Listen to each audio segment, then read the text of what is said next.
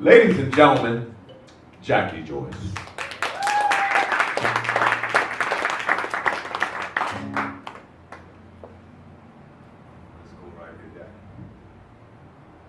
Yes.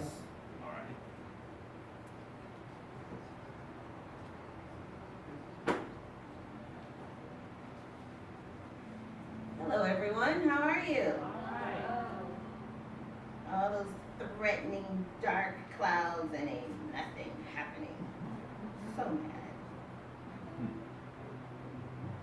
You guys are all so serious.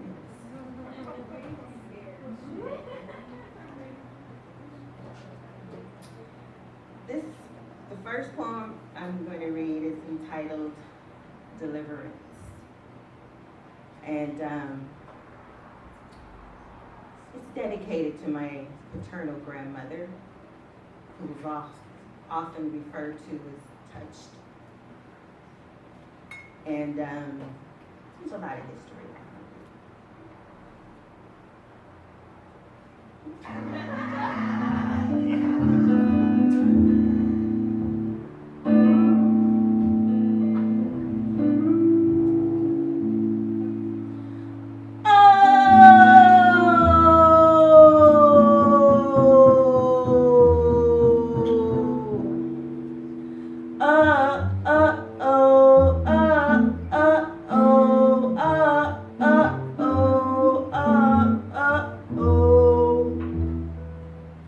My grandmother wore her demons like girdles.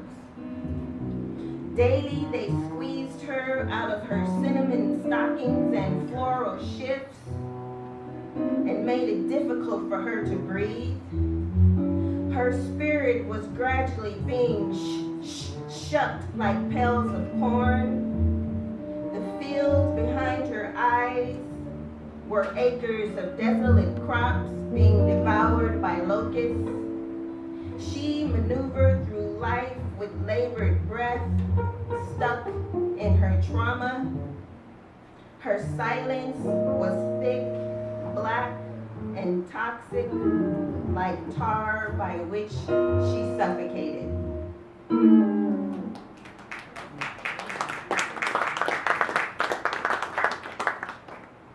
Protection. At my daughter's naming ceremony, I called on all my ancestors, even the crazy ones. I called on the chain smoker that coughed while she nursed and left cigarette ashes between her breasts. I called on my ancestor who claimed to be rescued and revived by a mermaid in the deep blue depths of the sea.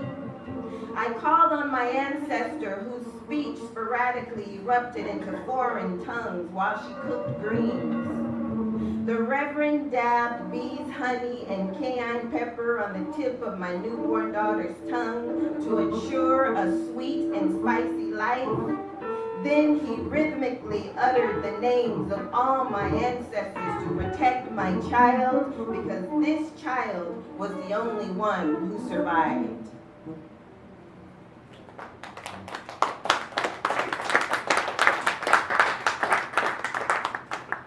Cat bone death.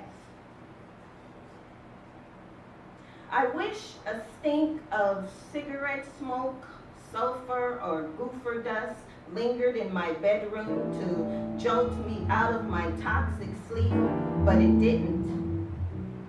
So I guess it was the gree-gree bag stashed under my pillow and my ancestors' angels, Jesus, who alerted me. They helped me narrowly escape death's bony, disjointed digits around my throat constricted. My cohorts were in a frenzy as a tug-of-war over my body ensued and pulled me in between worlds of the living and the dead. They slapped me, banged on the walls, and yelled, "Wake up, Jackie, wake up!" Who commanded this old faulty furnace to wreak havoc during the winter? I don't know, Jackie, but it's gone now. It is gone.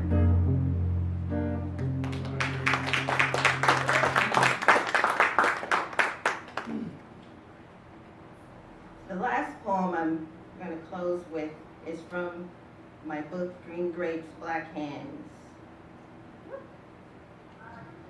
and is entitled Kings River Blues, and it's dedicated to my great-grandfather, or my grandfather who's still alive. He's 96 years old. He lives in Fresno, California.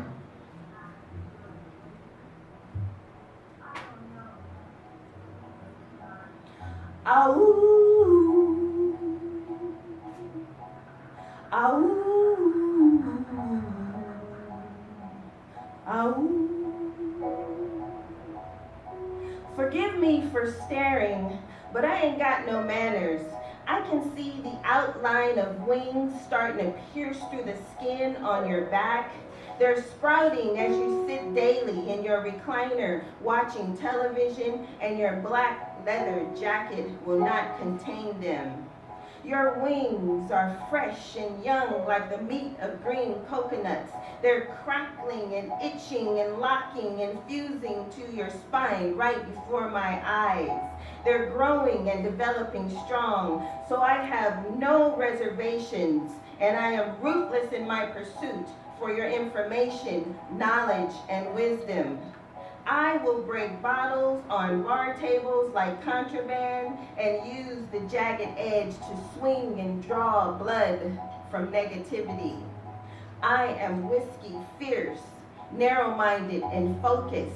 I can hear the stomping in the Friendship Baptist Church on a little street in Selma, the city where you finally settled in California. I can hear the claps of the sanctified as they turn their heads to the side, and the ancient history of language is jumbled and funneled through their tongues, sputtering off their lips, trance-enhanced, rhythmic like drumming in Gabon. Your journey has ended, yet war still continues in this world. Men are still fighting while holding their holy books, shedding blood. But you made it, hallelujah. Babies are still being dropped in your lap, generation after generation, and you are able to hold them for a few minutes just to hear them coo to your harmonica playing the Kings River Blues. Share with me what that feels like, because tomorrow is not promised, and no amount of money can buy experience.